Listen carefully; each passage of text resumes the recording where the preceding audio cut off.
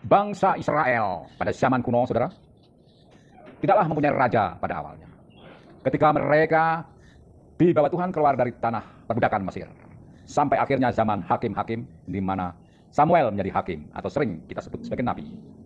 Mereka meminta diberi Tuhan seorang raja. Samuel memberikan gambaran dan wawasan positif negatifnya mempunyai seorang raja.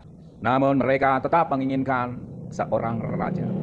Akhirnya Tuhan mengabulkan keinginan bangsa Israel untuk mempunyai seorang raja.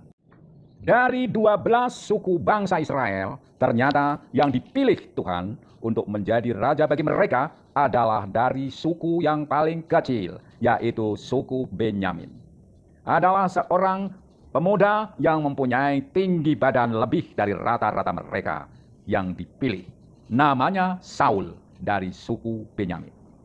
Pada mulanya tampak kerendah hatian Saul di dalam sikapnya saat dipilih Samuel dan menghadapi kerumunan orang banyak di Israel yang memilihnya dengan pengundian. Tetapi kemudian dia dapat menunjukkan kepemimpinannya sebagai seorang pemimpin perang yang dengan gagah berani dapat meyakinkan bangsa Israel bahwa di bawah kepemimpinannya mereka akan mengalami kemenangan demi kemenangan. Dan dilambari dengan kebijaksanaan ketika pada suatu waktu mereka menginginkan suatu pembinasaan di antara mereka, tetapi Saul menghentikannya seperti yang dikatakan kepada mereka pada suatu saat di mana mereka berkata kepada Samuel, "Siapakah yang telah berkata, masakan Saul menjadi raja atas kita? Serahkanlah orang-orang itu supaya kami membunuhnya." Jadi pada mulanya banyak orang yang meragukan kepemimpinan Saul sebagai raja. Dan orang yang ragu itu hendak dibunuh oleh orang Israel. Tetapi dengan bijaksana Saul menjawab, pada hari ini seorang pun tidak boleh dibunuh. Sebab pada hari ini Tuhan telah mewujudkan keselamatan kepada Israel. Saudara-saudara, di sini Saul sudah lolos ujian. Ia yang pada mulanya diragukan oleh bangsa Israel untuk memimpin mereka, telah dapat menunjukkan kekuatan dari Tuhan yang menyertainya dan kebijaksanaan dari Tuhan yang menyertainya. Bagaimana kita tahu bahwa pada awal kepemimpinannya Saul mendapatkan kebijaksanaan dan kekuatan dari Tuhan? Ada dikatakan di dalam kitab Samuel.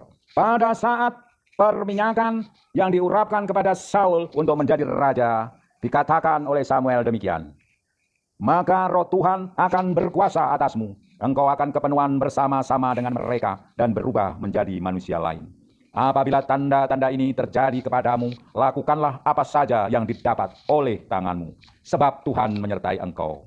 Engkau harus pergi ke Gilgal mendahului aku, dan camkanlah aku akan datang kepadamu untuk mempersembahkan korban bakaran dan korban keselamatan. Engkau harus menunggu 7 hari lamanya sampai aku datang kepadamu dan memberitahukan kepadamu apa yang harus kau lakukan." Lantas dicatatkan, sedang ia berpaling untuk pergi meninggalkan Samuel, maka Allah mengubah hatinya menjadi lain. Dan segala tanda-tanda yang tersebut itu terjadi pada hari itu juga. Ketika mereka sampai di Gibea dari sana, maka bertemulah ia dengan serombongan nabi. Roh Allah berkuasa atasnya, dan Saul turut kepenuhan seperti nabi di tengah-tengah mereka. Dan semua orang yang mengenalnya dari dahulu melihat dengan heran bahwa ia bernubuat bersama dengan nabi-nabi itu.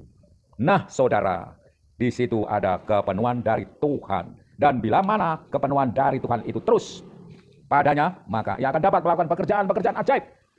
Seperti pada saat Saul menyelamatkan Yabesi Gilead. Nah, ketika orang Amon bergerak maju dan berkemah mengepung Yabesi Gilead, disinilah dinyatakan kepenuhannya Saul.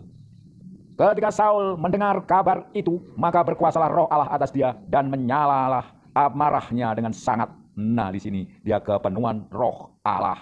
Dan di dalam peristiwa ini, Saul dapat menyelamatkan Yabesi dari kepungan orang Amon.